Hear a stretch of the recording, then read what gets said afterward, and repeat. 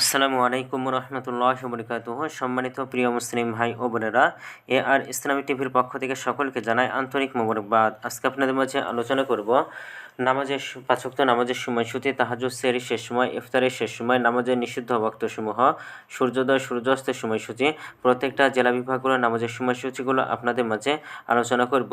তো আজকে মঙ্গলবার 4 মার্চ 2025 ইংরেজি, 19 ফাল্গুন 1431 বাংলা, 3 রমজান 1446 হিজরি।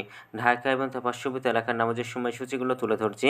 তারপর অন্যান্য জেলা বিভাগগুলোর নামাজের সময়সূচিগুলো আপনাদের মাঝে ধীরে ধীরে আলোচনা আমরা করব। তো আজকে ঢাকা এবং তার পার্শ্ববর্তী এলাকার তাহাজ্জুদ এবং সেহরির শেষ সময় হলো 5টা 3 মিনিটে, ইফতারের সময় সন্ধ্যা 6টা 3 মিনিটে ইফতারের সময়, এবং ফজরের নামাজের রক্ত শুরু হবে 5টা 4 মিনিটে, ফজরের নামাজের রক্ত শেষ হবে 6টা 18 মিনিটে, জোহরের নামাজের রক্ত শেষ হবে 12টা 11 মিনিটে, এবং জোহরের নামাজের রক্ত শেষ হবে 4টা 23 মিনিটে। আসরের নামাজের রক্ত শুরু হবে 4টা 24 মিনিটে, আসরের নামাজের রক্ত শেষ হবে 6টা 1 মিনিটে। মাগরিবের নামাজের রক্ত শুরু হবে 6টা 5 মিনিটে, মাগরিবের নামাজের রক্ত শেষ হবে 7টা 16 মিনিটে। এশার নামাজের রক্ত শুরু হবে 7টা 17 মিনিট এবং শেষ হবে 4টা 59 মিনিটে। নামাজের নিষিদ্ধ অক্তসমূহ হলো 3টা সময়: সকালে 6টা 19 থেকে নিয়ে 6টা 34 পর্যন্ত, দুপুরে 12টা 5 থেকে নিয়ে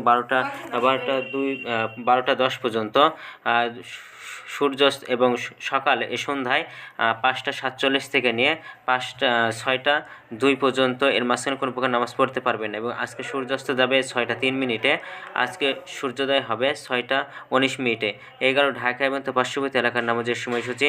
এখন আলোচনা করব বিভাগীয় শহরের জন্য উল্লেখিত সময়ের সঙ্গে যেসব বিভাগের সময় আপনি যোগ বিয়োগ করবেন তা হলো এই, অর্থাৎ আপনি বিয়োগ করবেন চট্টগ্রামে 5 মিনিট এবং সিলেটে 6 মিনিট কম করবেন।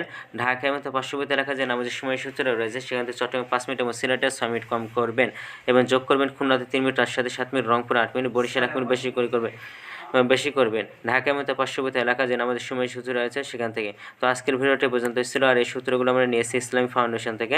ভিডিওটি ভালো লাগলে অবশ্যই চ্যানেলটি সাবস্ক্রাইব করে পাশে থাকবেন। ধন্যবাদ সকলকে। আসসালামু আলাইকুম রহমতুল্লাহ।